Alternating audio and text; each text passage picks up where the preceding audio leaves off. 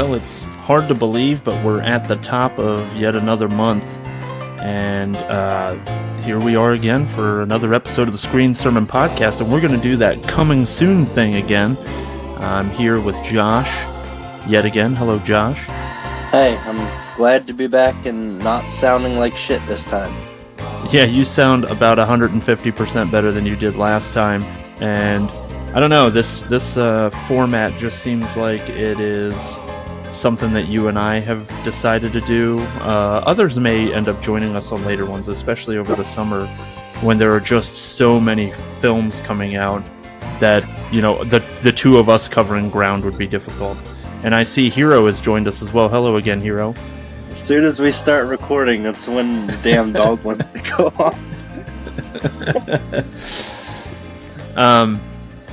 So yeah, you and I were talking prior to this recording about how May just seemed like it was kind of slim pickings as far as choosing films was concerned. And I ran into the same thing when I was initially glancing over the releases. And then what I ended up finding is, I mean, if you look at any month on, like I use Movie Insider to take a look at what the upcoming releases are. And what I keep finding is a lot of films have these weird release windows where I don't know that they're being maybe re-released in select theaters like you suggested last month with Kodachrome and things like that. And so it really kind of skews just how many things are actually coming out. But you and I touched base earlier today, and I told you I still had problems narrowing it down to 3, but you had no problem at all. I had, I think, 4 films total picked out that are like, you know, worth watching in May. I'm sure there's some others that I'll catch on streaming or something later down the line, but nothing other than the 4 that's really a priority for me to watch soon. Yeah, and I found that I had a handful of honorable mentions, but some of them were pretty high up there for me to the point where I had to really mull over which ones I wanted to be in my top 3 this month. But yeah, so what we did last month, folks, if you didn't catch that one, the coming soon episodes, essentially what's going to happen is my co-host and I, or co-hosts if there are several of them, we will basically sit here and break down our top 3 most anticipated releases of the coming month.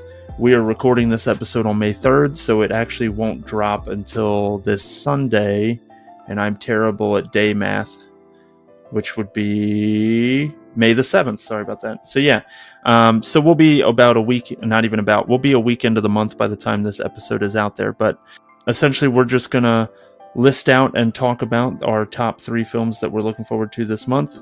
I like to throw a few honorable mentions in there because I have a very wide palette, and so a lot of things end up catching my eye. And yeah, we should be able to get everybody out of here pretty quickly this week. Last week's Evil Dead rankings was our longest episode ever, and I think this time around we'll be able to get people in and out pretty quick. So with that in mind, Josh, did you want to take it away and talk about your number 3? Or actually, yeah. If you wanted to, did you want to do your honorable mention first? Because you said there were 4. Oh, my honorable mention was, I didn't look into it too much, but it was Fool's Paradise, which is a comedy starring Charlie Day. And I think he's great in most things that he's in, especially Always Sunny, which I love. But him being the lead in a film is enough to draw me in to go see it. He was in, I can't remember what it was.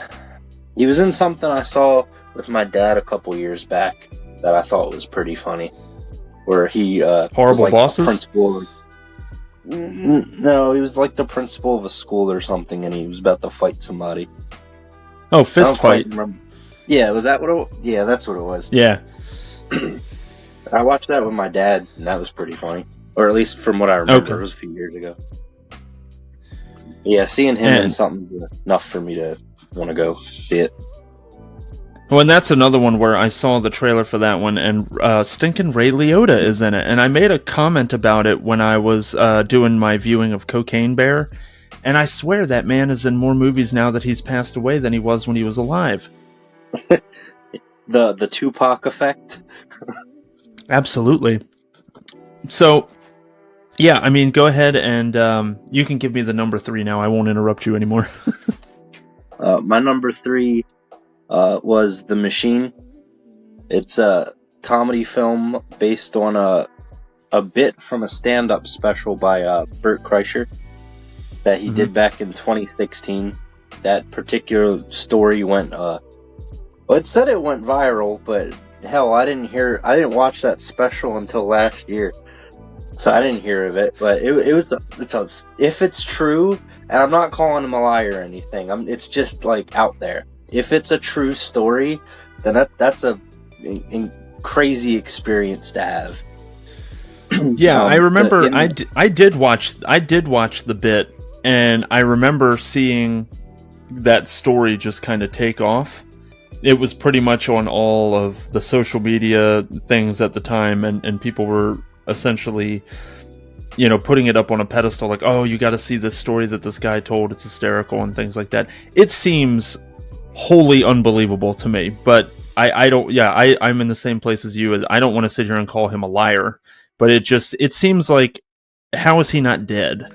Well, so before I watched the trailer, I was like, okay, so the movie is going to be an adaptation of that story.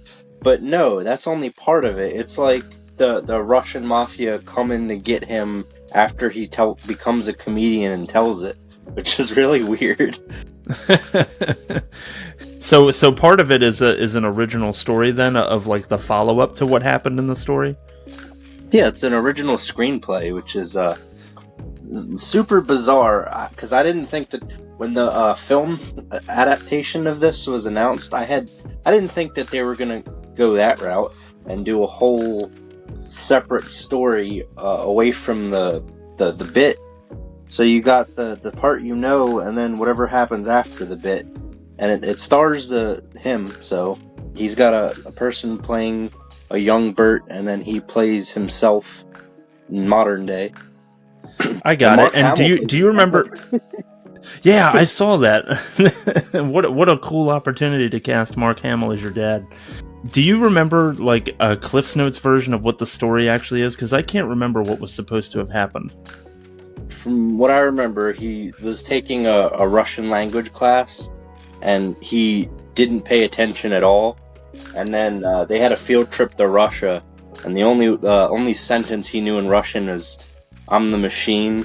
So the train car gets held up by the Russian mafia, and he keeps drinking and saying "I'm the machine." And eventually, they kind of just like accept him into their group, not as a part of the mafia, but they start fucking partying with him. That's hysterical.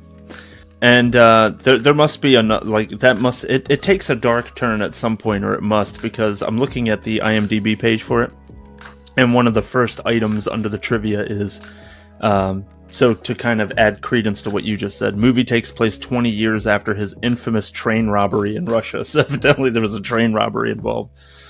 Yeah, in the trailer there was a action scene where his actions led to somebody shooting another person, and then them shooting another person, and them shooting another person. So he killed like 4 people accidentally. Oh goodness! Wait, Bert did? Yeah, just by accident. Oh wow! It reminds me of a bullet train scene. I haven't seen that yet. That might be a future episode then.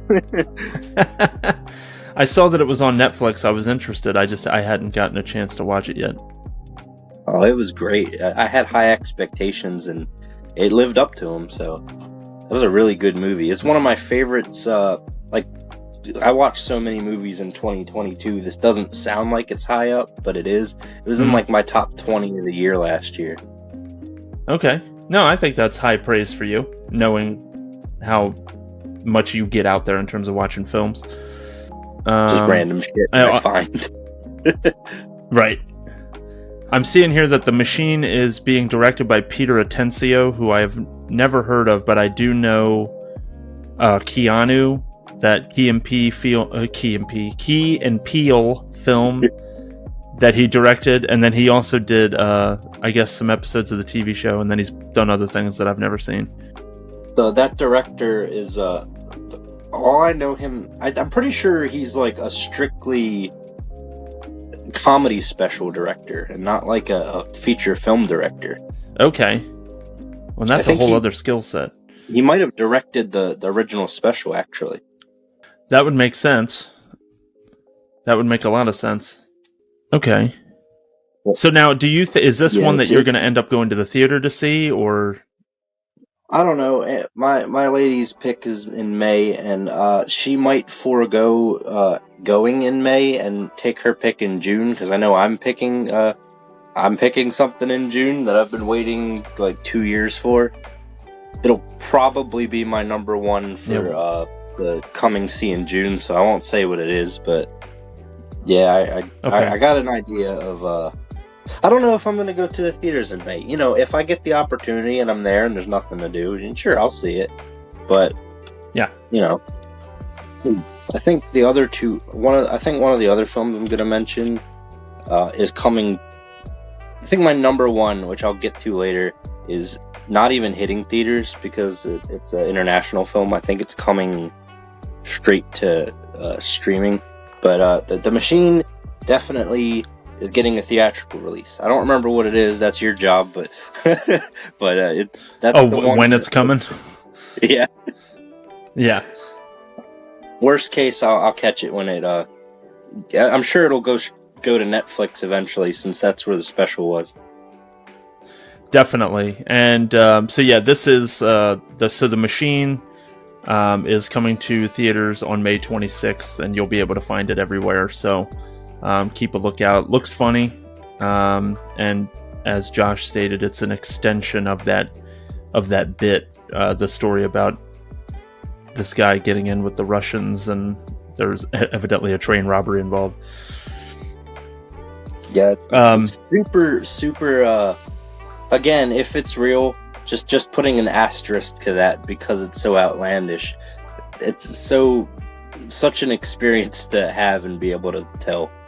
Oh yeah, absolutely. He can ride the rest of his career based on that story. Yeah, it was the name of the special that it appeared in. the Machine. Oh, was it? Yeah, The Machine was the name of the special, and it's the movie. Okay, so I'm gonna go ahead unless you had any other notes about The Machine. Oh no, but before you do your number 3, I think you should say some of your honorable mentions. Good call. Yeah. So in a month where we have some really bizarre things coming out, some low budget, straight to DVD kind of stuff like Transmutators out of the Philippines, I had a few things that looked good to me. There's a movie called Unrest that's coming out. It's got something to do with watchmakers and anarchists. They keep talking about like anarchists in the trailer, and it's centered around this town and this building where they have a bunch of watchmakers. I couldn't tell you a thing about what the movie is, but it interested me enough that I thought to myself, I would totally watch this just to see what it's about.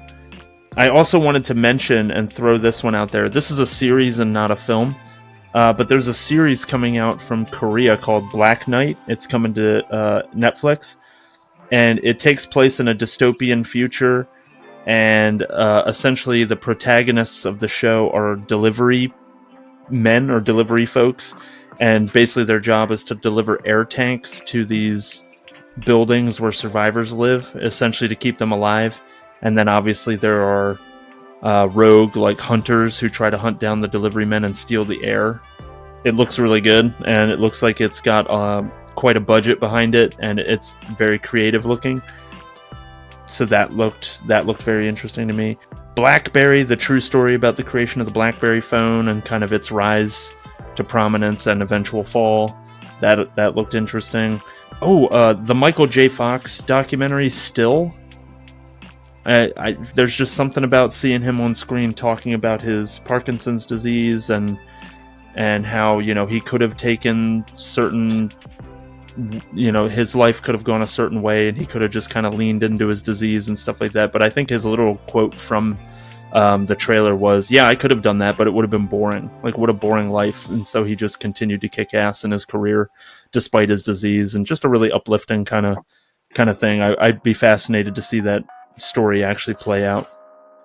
So those were kind of my big ones in terms of honorable mentions. They didn't make my list, though. So my actual number 3, the premise got me, and then the cast got me. And so that kind of combined. And it's The Master Gardener.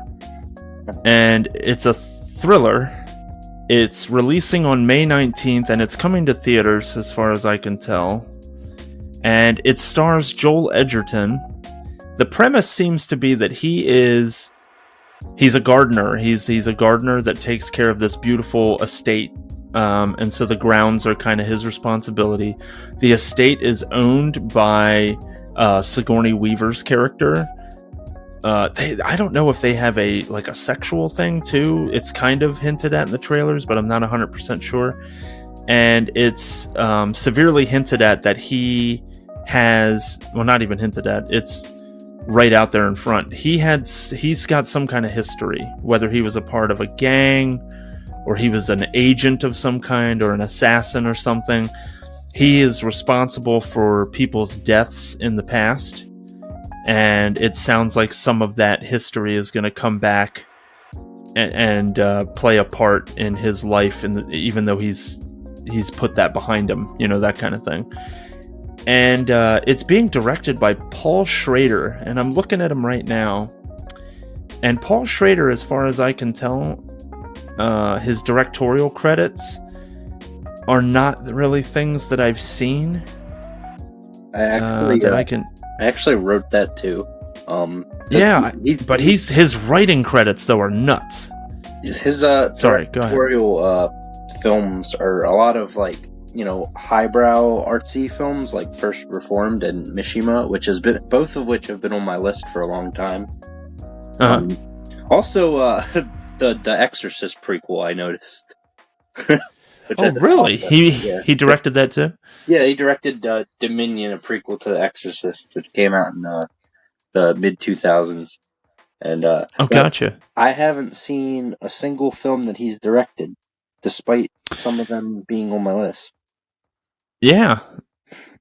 I didn't recognize really any of it, but the two things that stood out to me were he wrote evidently the screenplay for Raging Bull, the Robert De Niro boxing film from 1980, and then prior to that he wrote Taxi Driver, which is another Robert De Niro film, but an incredible movie. He wrote American Gigolo. Yeah, he's got some great writers credits in here, but I've never seen anything that he's directed previously. So I don't know. The premise sounds cool. I'm a big Sigourney Weaver person. I've always enjoyed her films for the most part, and I've enjoyed Joel Edgerton in the things that I've seen him in. Evidently, the young lady who is also one of the leads in this film, let me find her name. You'll notice about the coming soon episodes, folks, that these are a little bit more bohemian. We just kind of do it as it comes. It's not so rehearsed. Let's see. Quintessa Swindell is her name. Her name's Maya in the film. Evidently Zendaya was contacted initially about playing that character. I guess it just didn't work out. They couldn't come to an agreement on what fee she would be paid, so it came down to a money thing. It makes sense as her star is on the rise. But yeah, I liked the concept. This guy leaves a dark past behind, becomes a master gardener on this estate for rich people, and then gets into kind of a mentor / romantic relationship with this young lady Maya, teaching her how to take care of the grounds, and of course that kind of sparks things. But then his past comes back for him, and that threatens his current life. It looked interesting to me. It's certainly something I would watch. It's similar to what you were saying. I don't think I would go out of my way to go to the theater to see it, but I'm excited for it to come to streaming. So if it comes to HBO or whatever, I will be ready for it to drop when it gets there. So that was my number 3. And like I said, it's coming to theaters on May 19th. It's called The Master Gardener. Looks good to me. I had a different interpretation from the trailer than you did, because it obviously he's been trained in some type of combat, but I thought based on the trailer that it was hinting that he used to be a white supremacist, because it showed one of the guys with a white pride shirt. So I thought it was like insinuating that he was part of some criminal underbelly involving them, and that he's trying to like turn his life around through, gardening, which he enjoys. That's an excellent point. I completely forgot about that part of the trailer. That's right. And it may add another element that Quintessa Swindell is African American, or at least mixed. So I don't know exactly what they're going to try to say, but I feel like that's going to play into the plot somehow. And yeah. Also, I read somewhere that this film was I don't know how true this is, but I read it. It's a spiritual successor to another Paul Schrader film called The Card Counter, which I also, I haven't seen. I don't know. Uh-huh. Not like a sequel, but just in the same vein, somehow related. I don't know how true that is, but that's what I read somewhere. No, and I think that was an important part of the trailer, and I completely forgot it. The white supremacist aspect? Yeah. Yeah, that's what I assumed was going on. How he's trying to like his past comes back to haunt him. Maybe they want him to resume his bullshit, but he's got a new life and he's moved on, and now he's got to fight back against them or something. That's what I got from it anyway. Yeah, no, that makes sense. My number 2 film, which I just heard about like a month or 2 ago, because I mentioned the original film to you, that you should watch it, and then I was like, oh, they're making a sequel. Oh, it's coming out like next month. My number 2 is The Wrath of Becky. Okay. The sequel to Becky, which you need to see, because if nothing else sells you on it, Kevin James plays a Nazi. I'm in. And in this film, it's not explicitly said that she's fighting Nazis in this film. I don't know if this gang is related to the last gang, and I'll try to talk about this movie without spoiling the first one. Okay. To the best of my ability. But the first film is I wouldn't really call it a horror film per se. It's one of those ones that's like bridges the gap between action, thriller, and horror a little bit. So in the first film, shit goes down, and it's basically like horror Home Alone, where there's a bunch of Nazis and this little girl, Becky, played by Lulu Wilson, who most people know from The Haunting of Hill House, which I haven't seen yet, but I will get around to it eventually. Wow, I'm surprised. Yeah, I meant to, but I didn't get around to it. I will eventually. Okay. Yeah. Anyway, yeah, she fights back against them, and this shows her a few years later. She's 16, and the lead villain is played by Sean William Scott. Stifler. So it's really weird that for the Becky films, the two of them, that they keep getting these people more known for. At least Sean William Scott, for me, is more well known for his comedic roles. Actually, right. Of all things that I know him for, I think the thing that like clicks in my head immediately is him being in a scene of the Jay and Silent Bob Strike Back movie when he gets thrown out of a van. I thought you were going to say Bulletproof Monk with Chow Yun-Fat. I haven't seen that. No, it's a stupid stoner movie that I love. Anyway, yeah, he's the main villain in this, and I don't know if he's a Nazi or not, but in the trailer, he's a home invader at the very least, and they kidnap Becky's dog, and it kind of feels like how the first one was similar to Home Alone. The second one feels like they're trying to make her into like a John Wick type character, even to the point where the dog is. Go ahead. I'm sorry. She wants to, kill the people who took her dog. That is the exact note I took about the film when I watched the trailer earlier. A John Wick type movie. Yeah, a John Wick-like film, but with a teenage girl as the protagonist. I mean, hey, it looks good. I love the first one. I watched that on a whim. Did not know anything about it, including that Kevin James was in it. Did not expect Kevin James to show up. Did not expect Kevin James to have a swastika tattooed on his body. After seeing him in shit like Grown Ups and Pixels. Ugh. Paul Blart. You don't like Pixels? I don't like Kevin James at all. He played the president in Pixels. Of course he did. Oh, mercy. He's in Grown Ups 2, which is one of the worst movies I've ever seen. But I can't do it. I can't do it with him. And I was all in. I was all in on Kevin James back in the day when his first like Comedy Central half-hour special came out. I thought he was pretty funny. He literally has never. There's nothing different about him. He's never grown as a performer. I've never seen him do anything else. That is literally all he is. And now it's just the joke isn't funny anymore, and it's every part. It's everything that he ever plays. We talked about this on a previous episode. Cody and I did. I think his character in Hitch is the most different character I've ever seen. And but it sounds like his role in Becky might take the cake of him actually going outside of his comfort zone. Yeah, it was super interesting to see him play a character like that, because I have him in like the same bubble as Adam Sandler and Rob Schneider, because they're all friends and they collaborate on Happy Madison stuff. So, and even Adam Sandler's gotten a serious acting. Nothing I've seen because I haven't gotten around to it, but like Hustler and Uncut Gems. Yeah, and one Punch Drunk Love was also very much outside of the comedy realm and things like that. Uncut Gems looked great. I didn't see it, but it looked good.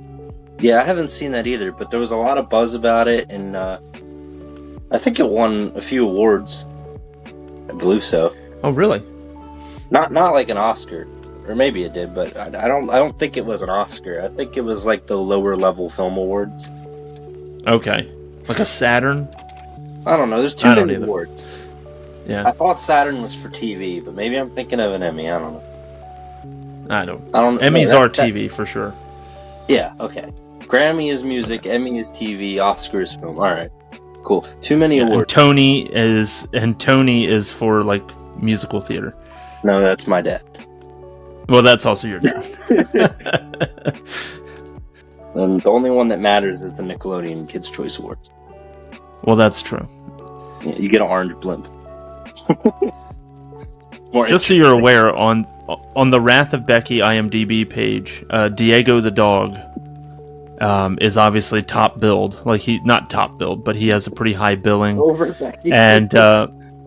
And in Wrath, not over Becky, but he's up there in like the top 12, and he actually his actor is listed as being named Pac Williams, so he has a first and a last name for a dog. Pac Williams. Pac Williams, P-A-C Williams. Cute dog. The director. Wait a second. Oh, never mind. Wait a minute. Okay, no, I thought there was some stuff going down for a second, because I looked up the director just to make sure I was right in my notes. The director is Matt Angel. He's directed, it looks like 3 films, including this. Nothing that I've seen again. One of them is called Hypnotic, so I had to click on that to see what that was. It's a film that came out in 2021, and it's on Netflix. So maybe I might see that if I get a chance, just to get a feel for the director. Okay. Because it's on streaming. Okay. It's right there. And he also it's a good idea. He also directed The Open House, which is also on Netflix. So safe to say, is that a horror movie? I don't know. Wait, let me see. Oh yeah, it sounds like apparently it is, and apparently it's on my list because I already saved it. But I haven't seen it yet. He only co-directed that one. Oh wait, he co-directed all of them with Suzanne Coote. Suzanne Coote. Yeah, I'm seeing that too. So those, I guess that's a pair of collaborators like Radio Silence, which it's Or always the Daniels. Yeah, there's a bunch of. I feel like it's getting really popular to co-direct lately. Yeah. I mean, it makes sense. You can kind of share the load a little bit. Yeah, and a lot of those films actually turn out pretty good, if you've noticed. I agree, yeah. So, I mean, I'm a huge Coen Brothers guy, and, you know, that's two of them. But, yeah, Wrath of Becky is my number 2. Okay. I really recommend that you see the first one, because I tried really hard to save all the juicy bits for you to experience for the first time yourself. I recommend anyone... Pun intended? Yeah. I recommend anyone listening to this to also check out Becky, because I feel like it flew under a lot of radars, but we did well enough to get a sequel, so... Do you have any clue when it's coming out or where? I saw when we were originally putting up talking about earlier in the month, or last month rather, our picks for May and what we were considering putting back and forth. I didn't know about I found out that this film was dropping in May, like after I had already made a different top 3, which had Fool's Paradise in my top 3. It's coming out. I wrote it down. I just gotta find the paperwork on my notes. I wrote March 11th, 2023 was the South by Southwest. It said it in the trailer, but I wrote down the wrong day because I'm a silly goose. But I don't know. Coming out this month.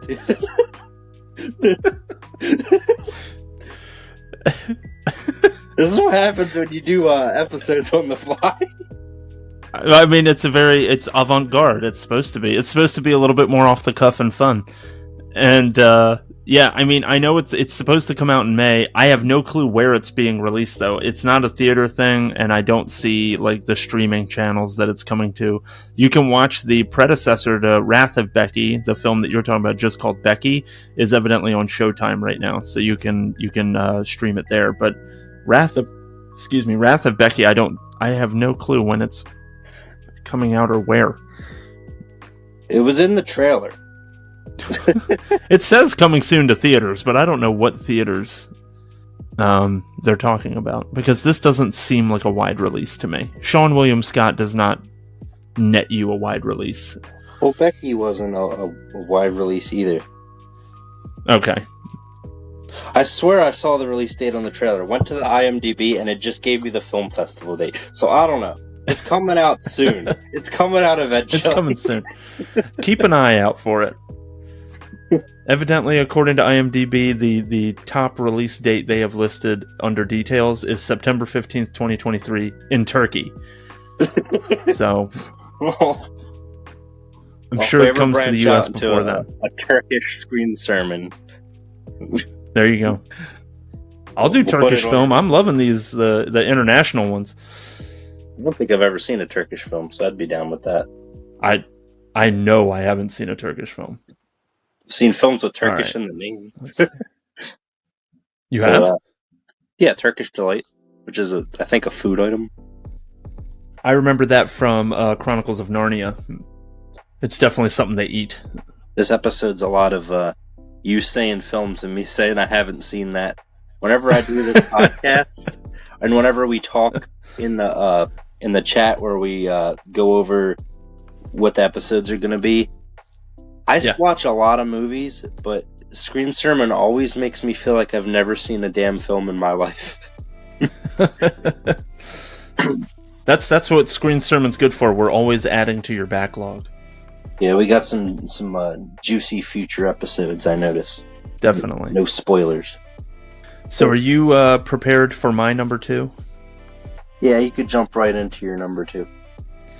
Okay, so my number 2, I actually had no idea about. So, full disclosure, I picked this one based on the director, and I am a fan of this director, but I have been out on his work for quite a while. So my number 2 is Hypnotic, which is funny because you just mentioned this. The film by Matt Angels is called Hypnotic. Well, this is also called Hypnotic. I thought it was the same movie for a second. Now I went, wait a minute. Yeah. So this is a Ben Affleck led mystery, like, detective film, where essentially there's like a supervillain in this thing, but it's set in the real, like, in the grounded regular universe as far as I can tell. He's investigating a mystery involving his missing kid, and evidently there's a dude, or there might be a whole group of dudes who have the power of suggestion, and it must have something to do with hypnotism, because in the trailer, the main villain in the film, the heel, is played by William Fichtner, and he literally sits down next to this woman on a bench in public and says to her something along the lines of, like, man, it's really hot today, it's burning up like a furnace, or something like that. And the next thing you know, this woman starts talking to herself about how hot she is, and starts taking her shirt off and walks into traffic. And I was like, what? Like, what's going on? And so it appears that he has some kind of ability to hypnotically suggest things, and it leads to some more of the mystery surrounding the missing daughter, and evidently there's a secret government program involved. This is directed by Robert Rodriguez, who I'm a fan of. A lot of his early work, I would say, is some of my favorite stuff. I was very, very much inspired by Robert Rodriguez because of his ability to have a dream about wanting to be a filmmaker, and then he just went out there and did it, with Desperado. Yeah, I think that with El Mariachi, not Desperado. Desperado was the follow-up. So he didn't have a lot of money, obviously, as most of new filmmakers have the same problem. He funded it the best way he could, made El Mariachi, which is actually a pretty competent action film despite its lack of budget, and has had a solid career ever since. But I realized, as much as I like Robert Rodriguez, the last film of his that I actually saw was Machete, which was a long time ago. It was like 13 years ago, so he's had a bunch of movies come out that I haven't seen, but evidently he did some episodes of The Mandalorian and stuff, and I've definitely watched those. So, but yeah, the trailer got me. I mean, I like Affleck sometimes, not all the time. But I've been a fan of Robert Rodriguez in the past, and again, the premise here with the guy and hypnotic suggestion and how that kind of informs some of the people's actions in the film. It looks really, really interesting. So I was all in on it. And hey, Jackie Earle Haley is in this, which I just found out. And I like him. He's not in a lot of things, but I'm a fan. Let me see here. Jackie Earle Haley, I cannot speak today, was my fan cast pick for Cletus Cassidy. They ever did a Carnage film. And they did it. They did it. Yeah. Well, I don't know. I thought he had the exact look that the character had. I agree. I think he looks just like him. Yeah. So, I mean, he did Rorschach, and I liked him in that, even though I don't remember liking the Watchmen film. I thought it was good. I thought they had a tall task in front of them to try to do that movie, and they did a competent job. I have not seen a Robert Rodriguez film since my childhood, because I know him from his kids movies, because I watched him when I was real young, and also from Dusk Till Dawn, obviously. Definitely. But yeah, I grew up on the Spy Kids back when it was just 3 movies, and Shark Boy and Lava Girl. Oh, and he also did The Faculty, didn't he? Yes, which I love that movie. That's one of my favorite 90s horror movies. But quote-unquote horror movies. Haven't seen Machete, but I think I always thought it was really cool how he took a character that started off in a Spy Kids film and was like, you know what, I'm gonna turn him into a badass action hero. Yeah, it worked too. That movie was fun. Those two franchises being related is one of the funniest things. Yeah, so I put on the trailer for Hypnotic to write my notes down. First thing I see is that it's a Netflix original, which immediately is a red flag for me, because they don't have the best track record for me when I watch their original stuff. But then when I saw the director was Robert Rodriguez, I was like, okay, well, we'll see what this is about. And then when, as the trailer goes on, you have Ben Affleck being like a detective or something.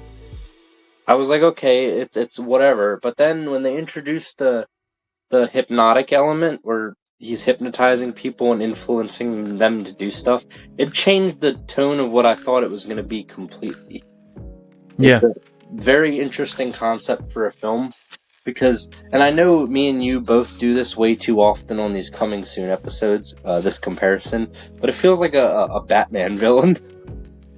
I thought you were going to say Sin City. No, it feels like a like if, say they were making a Commissioner Gordon film, and we said this about a movie last time we did this, so we really got to stop talking about Batman randomly. But it seems like it would fit in that realm.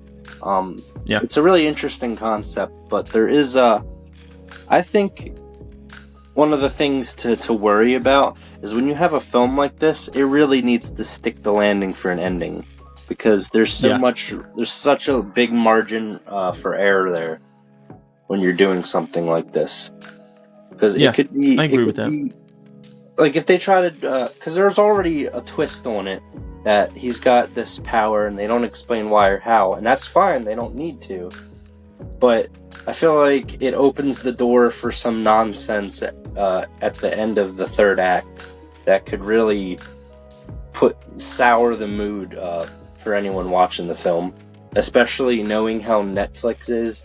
They don't do a lot of stuff that I like nowadays. Ever since they started going hard on Stranger Things, I feel like they've taken focus away from other projects.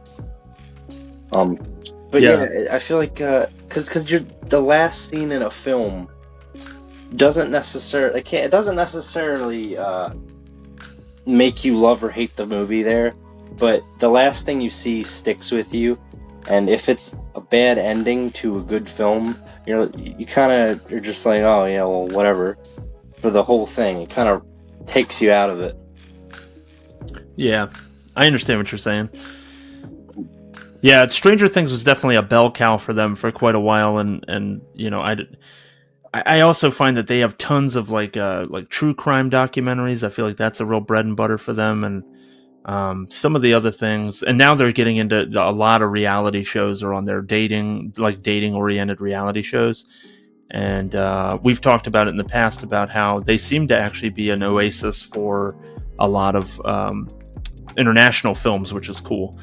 But outside of that, when it's like American releases and stuff like that, I agree. I feel like they're pretty underwhelming. The last thing that they put out that I like, that I remember, because I haven't seen The Sea Beast, even though that's still on my list to watch. I still haven't got around to watching that.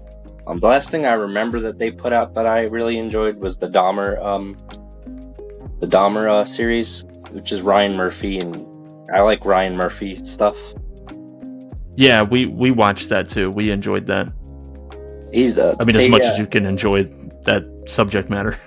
Well, yeah, I'm a true crime fan, so what happened is horrible, but it happened, and we're just taking it for what it is as a television show. I thought it was pretty good. Ryan Murphy has a certain flair to him that you notice in all the stuff that he does. They just renewed, because it started off as just the Dahmer series, but now it's getting into other true crime stuff, so I think they just renewed it for a second season about the Menendez brothers. Oh, really? Okay. I think I saw that today. I'm pretty sure that's what it was. And I know a lot of people were holding out hope for John Wayne Gacy, since I mentioned John Wayne Gacy on the last Coming Soon too. I'm really a one-trick pony, aren't I? But yeah, a lot of people were hoping for Gacy since he appeared in the Dahmer show. I was kind of a little morbid here. I was kind of hoping that since so many people were so many people were offended by Jeffrey Dahmer and how horrible some of his stuff was. Because of my knowledge of true crime and serial killers, I was kind of hoping that they just went darker. Because there's it's hard to compare monsters and what they've done because it's all tragic. But in the realm of like grotesque, weird stuff, I was kind of hoping they did Albert Fish. Because, I can't really say what he did. Because I feel like Spotify and YouTube will have a cow. But, if you have the stomach for it and you feel like looking that up, then you can go ahead. Right. Yeah, I kind of went on a tangent there, but yeah. I was just about to say, what the hell were we talking about? Because I don't even know how to get back to it. Netflix. Oh, that's right. This all started by bagging on Netflix. So yeah, man, Hypnotic. It's coming out, what did I say? May 19th? That's what I meant. No, May 11th. I'm sorry, May 11th. So yeah, I'll be checking it out on Netflix. So I'm looking forward to it. That's one that I didn't hear about until today when you turned me onto it. Yep. So yeah, I'll check that out too eventually. Yeah. But that's it for my two. So why don't you take it away with your number one most anticipated film of the month of May? My number one is sort of a cop out because it's been released elsewhere. It's an international film, and it doesn't. I could not find a date for it. Everywhere I looked, it just said May 2023 in the U.S. So, if that's wrong, then sue me. But my number one is Project Wolf Hunting, which I've had on my list since, I believe, last year, or maybe earlier this year. But, I'm looking forward to that. When I saw the title, I kind of assumed it was going to be a werewolf movie, but It doesn't seem to be like that at all. It's a Korean film, which we haven't touched on any of those yet, but that would be nice to get to. I have some recommendations for you if you need ideas for that, but they have a lot of good. Well, they do great stuff. Yeah. Yes, they do. I still haven't seen The Host. I gotta watch The Host. It's awesome. It's really good. Yeah. So this film is another one of those movies where the main characters are the protagonists, quote unquote, are actually villains. It's not somebody you follow that you're particularly meant to root for. And it takes place in the Philippines, or off the coast of the Philippines, on a boat, on a shipyard or something. And it reminds me a lot of another film that I liked called Split. I'm sure you've seen Split. Yes, I have. So it shows a dude with his eyes sealed shut, and he's got like predator vision, and he's hunting down people, and it's super bloody and gory in the trailer. Yeah, that reminds me of the Beast from Split. So he's supposed to be some type of genetically engineered super soldier, and they call him the Alpha, and that just reminds me so much of what was it called? The Beast in Split? Is that what it was called? Yeah. Yeah, it reminds me so much of that. And they call him the next phase of human evolution. So I'm really curious to see how that goes. Because the only thing I have to compare it to is that film, and the way that the eyes are sealed, but he's got this thermal vision reminds me of and I'm young enough to where I watched this growing up, but if you've ever seen Ben 10, there's a one of the aliens in there is called Wild Mutt, and he doesn't have any eyeballs. He's got these gill things, and he uses them to see, and it gives him thermal vision just like this, and just like Predator. So yeah, I'm super I've been wanting to see this for a while.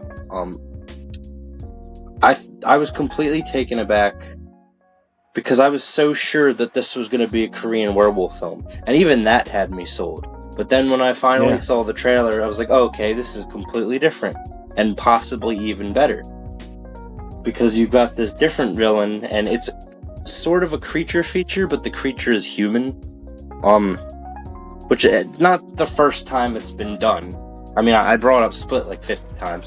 It's not the first time it's been done, but I have a feeling that there's more to the alpha in this.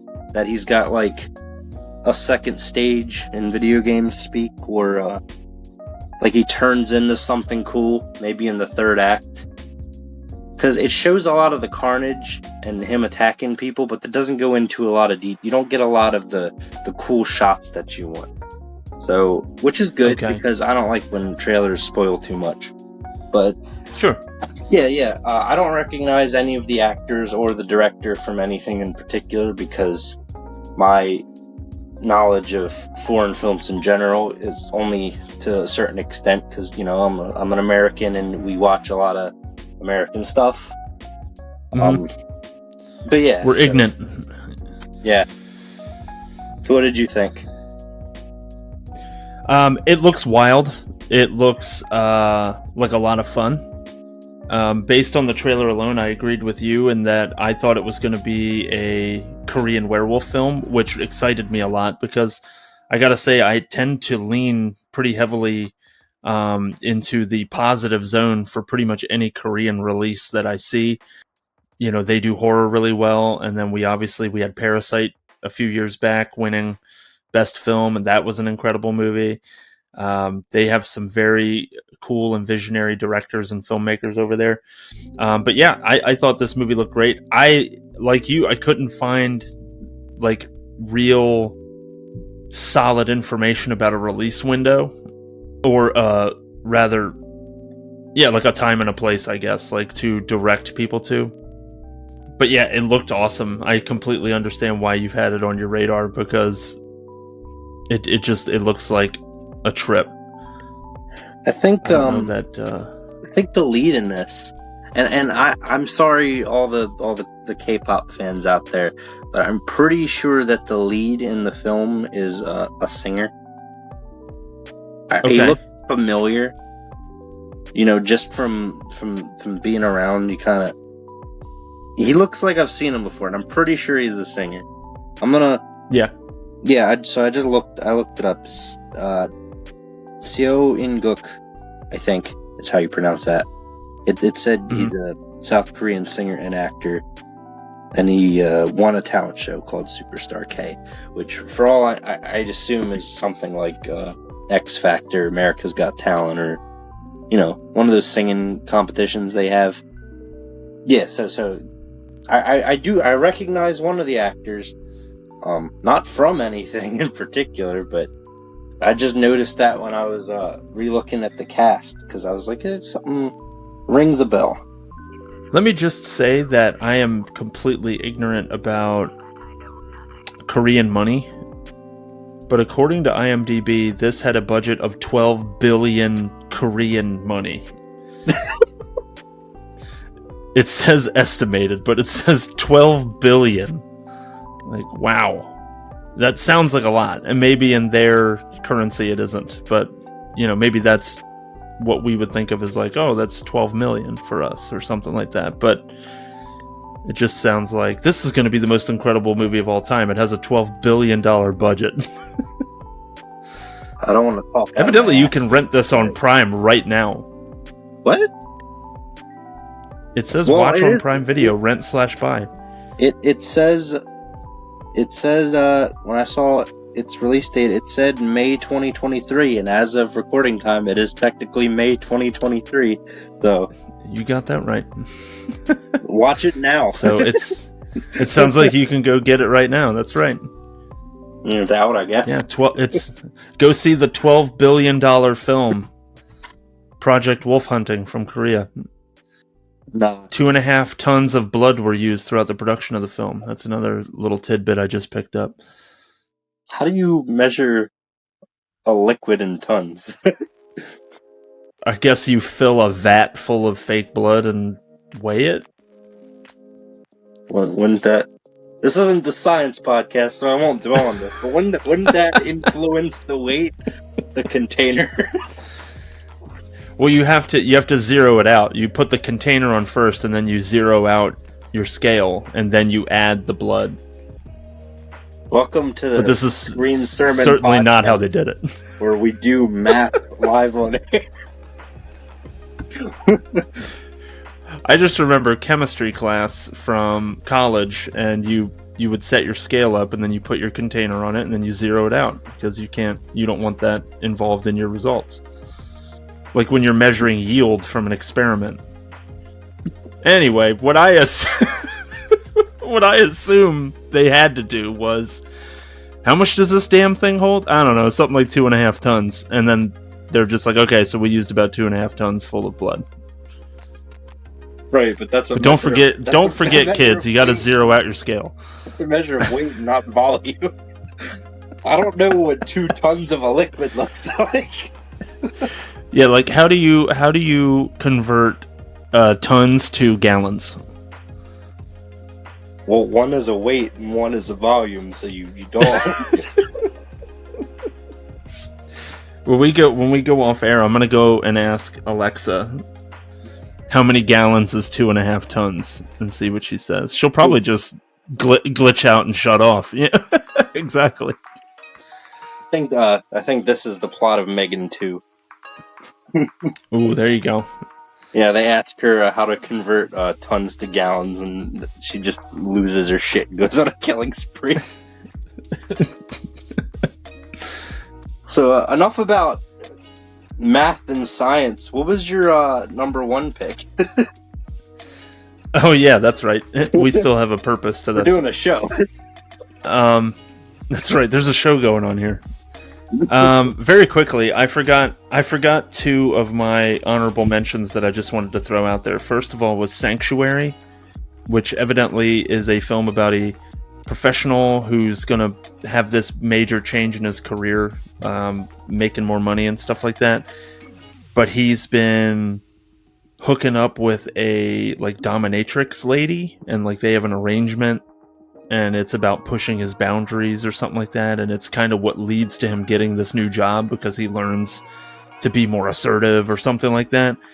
But then it ends up being that she's had hidden cameras around his apartment and has been recording their sessions and stuff like that. And she's going to use it against him if he doesn't give her a certain percentage of his new salary or something like that. And it's kind of this thriller cat and mouse kind of thing. It looked interesting. Is it played straight? I don't know anybody.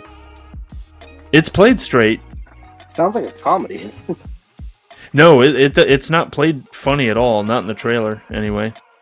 And it's by that studio Neon, which I keep seeing their logo on stuff that I'm interested in. It's kind of like another A24, where it's almost everything that they have their name attached to sounds interesting to me. Didn't they do Infinity Pool? I can't confirm that. I don't know. I can look it up, though. And I can just cut this. Because I'm interested to see. There'll be a lot of cutting in this episode. Or maybe I won't. Maybe I won't. I might leave it in. Let's see. Ooh, Brandon Cronenberg. Yeah, he did. He directed Infinity Pool. I didn't. It was pretty good. It starred Mia Goth, Alexander Skarsgård. Yeah, it had a pretty good cast. I liked that movie. It was weird as shit, but I liked it. I haven't seen it.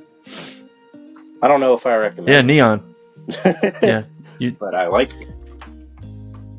You got it right. It was Neon, that production or distribution company. Infinity. I almost said Infinity War. Almost. Nice. Not directed by Brandon Cronenberg. No. But if it was, then I would have actually watched it. So I would love. That's you know what? Incredible amount of foreshadowing as well. Is it? Oh, I guess it is. If Brandon Cronenberg got to direct a Marvel film, that would be the best thing in the world for me. I don't even know what I would pick. Yeah, I don't even know what I would pick for that, because they already did. God damn it, Man-Thing in Werewolf by Night, which was my favorite MCU film. Period. What was your other What was your other honorable mention? Oh, it wasn't even. It's not technically, I guess, an honorable mention. I just wanted to throw it out there. So they remade White Men Can't Jump, which is a basketball film. I like the original from '92 with Woody Harrelson and Wesley Snipes, and I'm very. It looked funny, and we have a new concept for episode format that you all out there will get to enjoy eventually when we get around to doing one.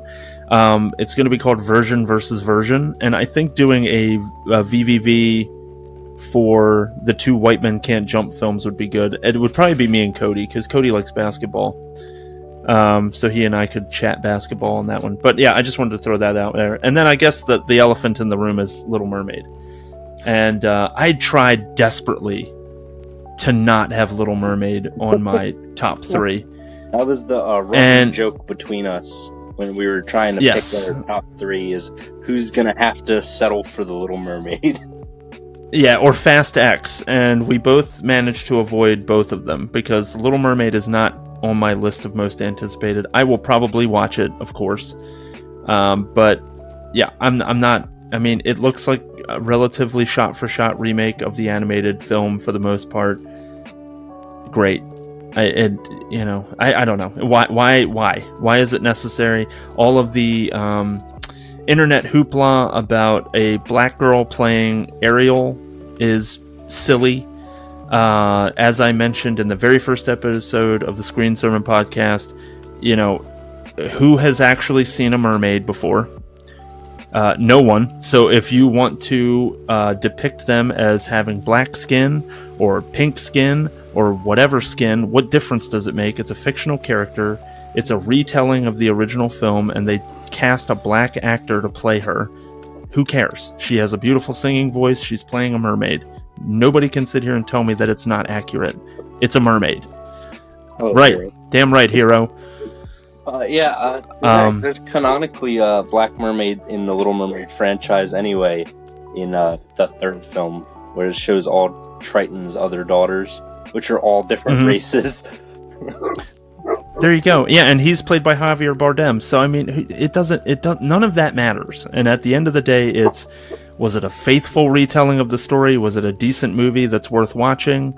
Then great. Then who cares about the rest of it? And you and I have talked about it in the past, I think, and the one thing that is always going to stick out to me, I don't like Melissa McCarthy, and she's playing Ursula. Evidently, she was a huge fan of that character. She looks good in the trailers and stuff like that, but it seems like such a forced performance and stuff. I don't know. There's just, I have my hang-ups about it, and I'll end up seeing it, but it's definitely not my most anticipated. Something I told my friends when all that online discourse about the Little Mermaid and having a black actress, I said that Little Mermaid's not going to be shit because the actress is black. It's going to be shit because it's a live-action Disney film. Yes. Amen. Hate it for the right reason. Right. And if you're going to hate one of the casting decisions, hate Melissa McCarthy as Ursula, because she is not Pat Carroll.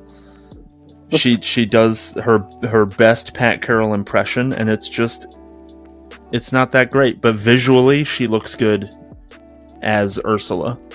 But like she does the whole like "isn't it," that whole thing that Pat Carroll does as Ursula. Instead of saying "isn't it," she says "isn't it," and it sounded so flat and just forced. It had no character to it like it did when Pat Carroll did it in 1989. So whatever, I'll end up seeing it. It's definitely not my most anticipated. Yeah, and I my most sorry to cut you off.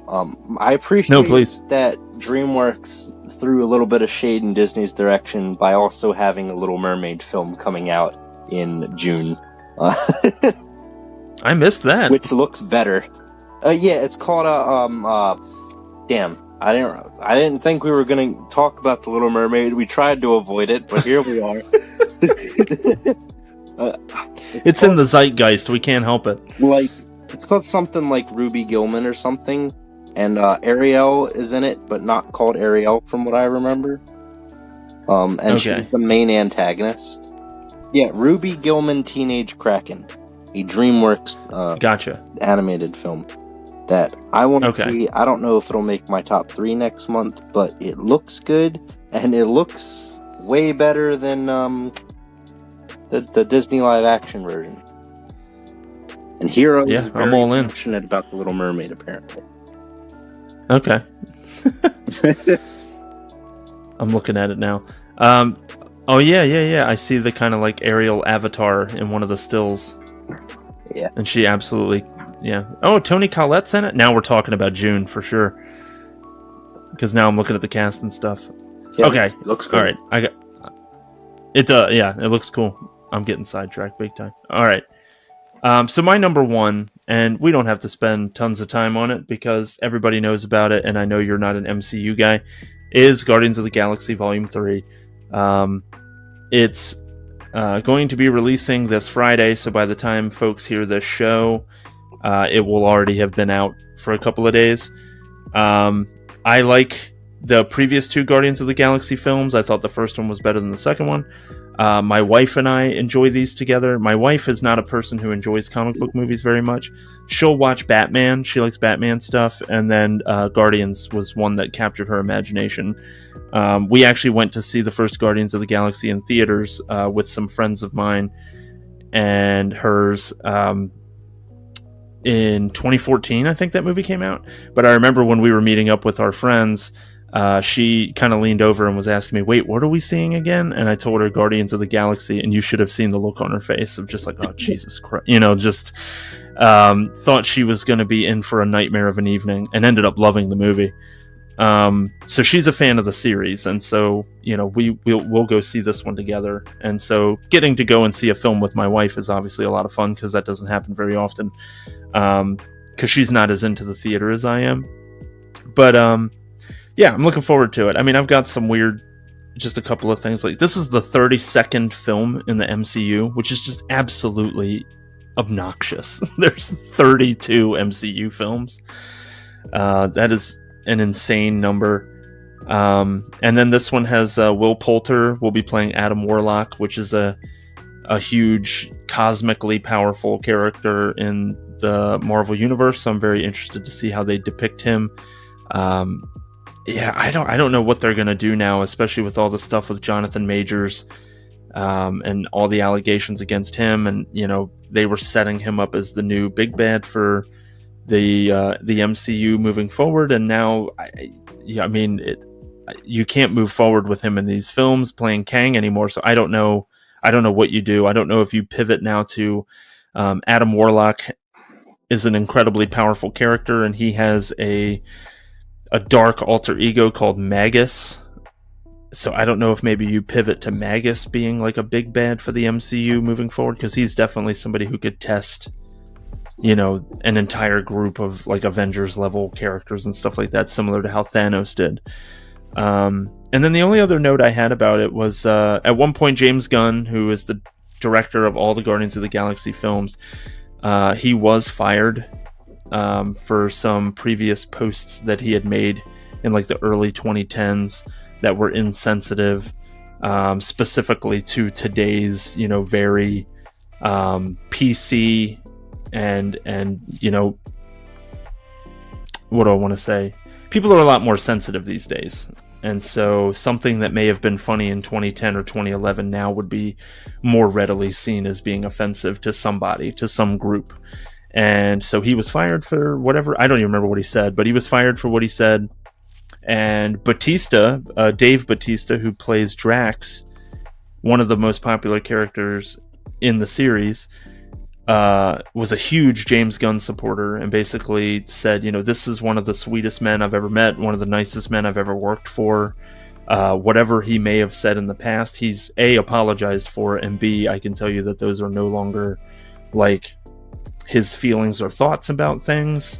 He has readily said that he's a different person than he was back when he made those unfortunate posts and things like that.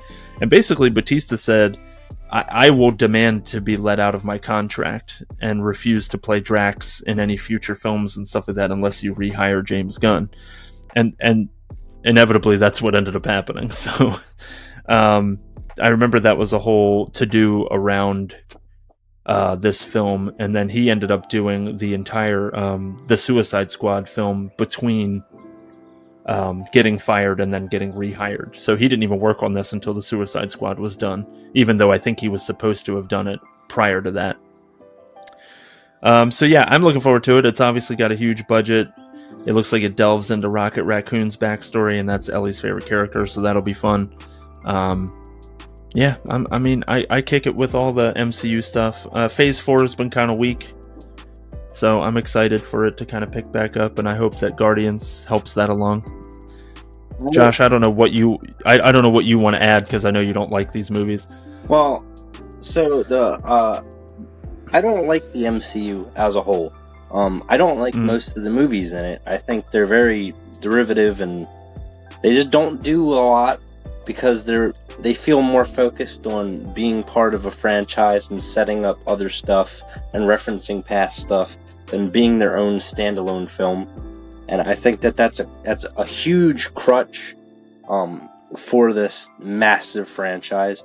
But out of the few gems that I picked out of there, because not all of them are bad, or at least, my opinion, I liked both the Guardians of the Galaxy movies. The first one's pretty good, and the second one was pretty good. So, me and my fiance Amber are currently doing a Marvel marathon. We watch like one a week. It's probably going to take us like 3 damn years to catch up, but we're doing not just MCU, but all of the stuff. So yeah, it's going to take a while. But I'll say. Yeah, so Rocket Raccoon is all over the marketing for this. He's got his backstory is getting featured to some degree in the film, and the internet's theory is that they're gonna kill him off. I think because of the reasons you stated earlier, that this is where Drax gets the axe. Yeah, he's done. Yes. He's not coming back. I haven't seen Infinity War, like those big defeating Thanos ones, so I don't know what really set this up. But wasn't Adam Warlock in the post-credits scene of one of the previous films, but played by a different actor? So I might be remembering it incorrectly, because again, there were 31 MCU films before this one. Only one of which actually I haven't seen, and that was the most recent Ant-Man. I haven't seen it yet.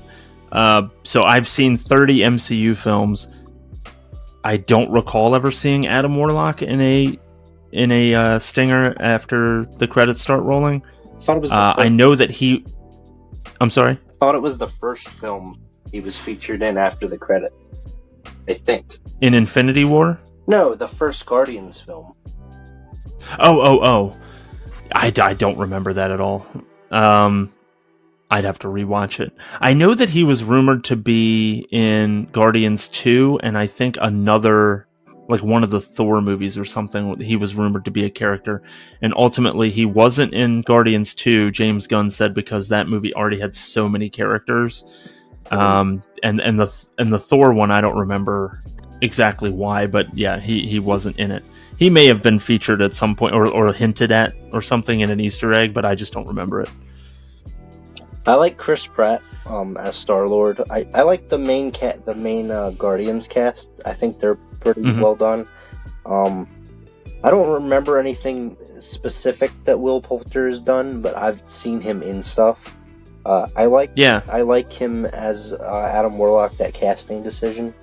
I like James Gunn as a director. I'm especially happy that, God damn it. I always say these weird quotes that out of context are awful, but I'm glad James Gunn got fired. Because I'm way more of a DC fan, and he's pretty much gone over to that side to take over their rebooted universe. Yeah, so I'm excited about that. Yeah, I'm really excited for him to turn that whole franchise around, because Lord knows DC doesn't have a single solid direction of what they were doing. And now it seems like he has a plan. I hope that all of those films are good. And I'm pretty sure Guardians 3 is going to be just as good as the first two, because of the director Yeah. behind it and the cast. And it seems like it's going to be the last Guardians film and a send-off.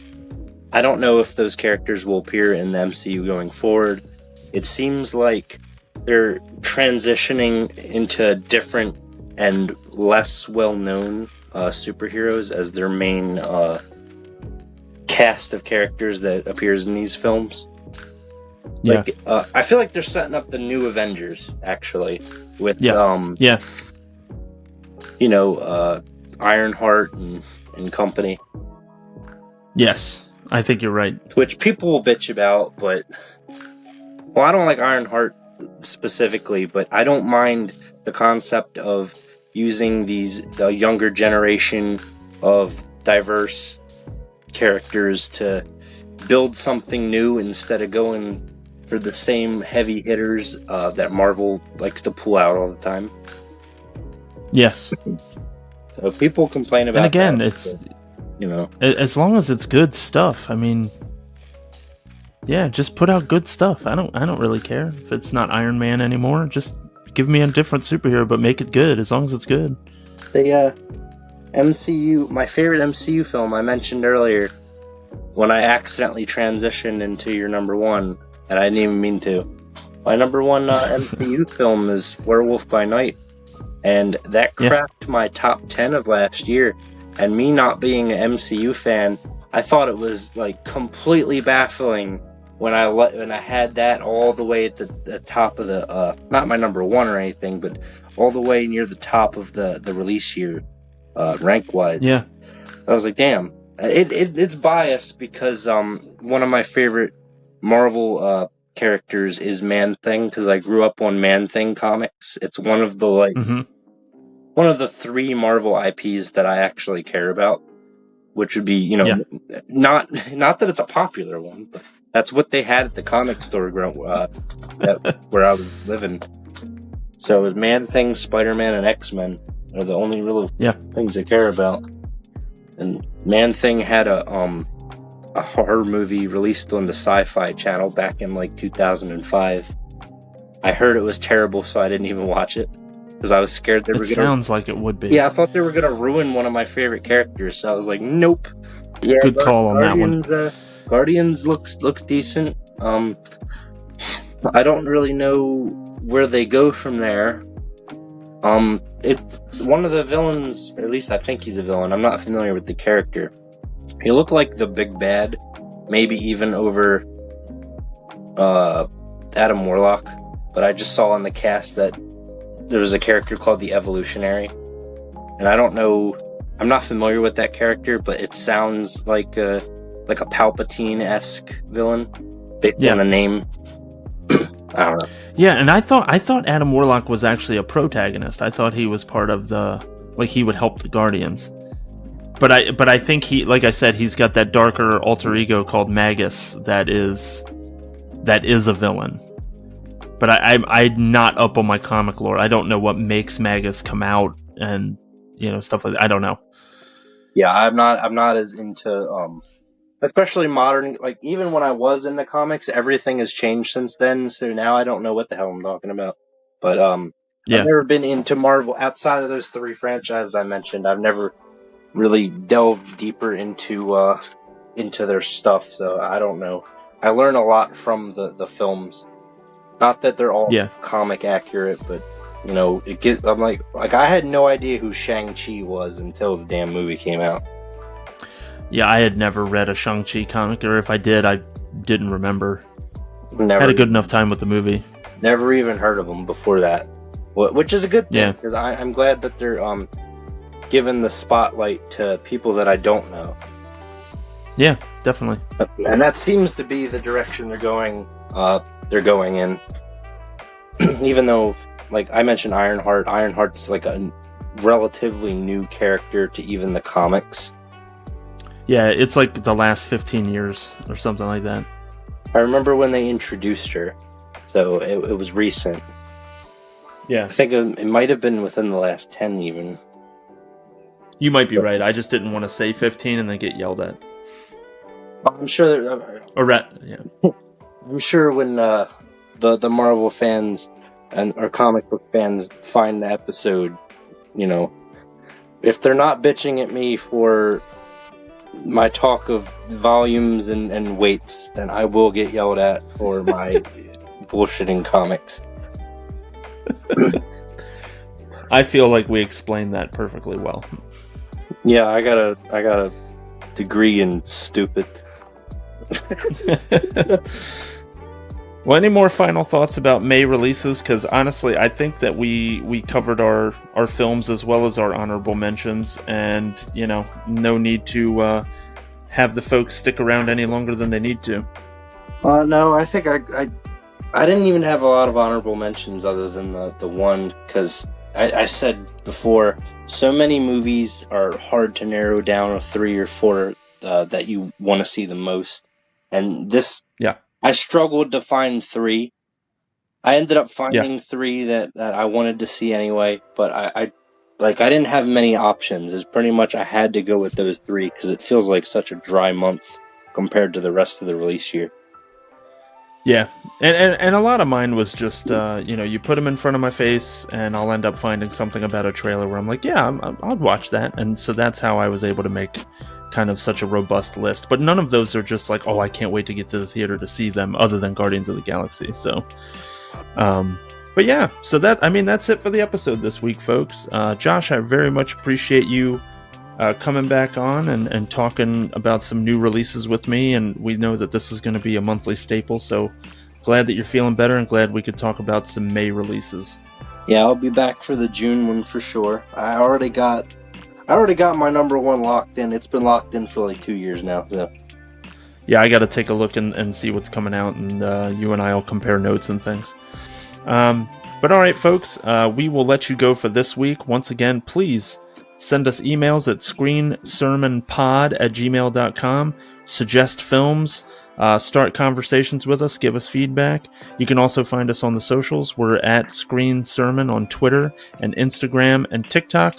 And you could definitely search for the Screen Sermon Podcast on Facebook as well.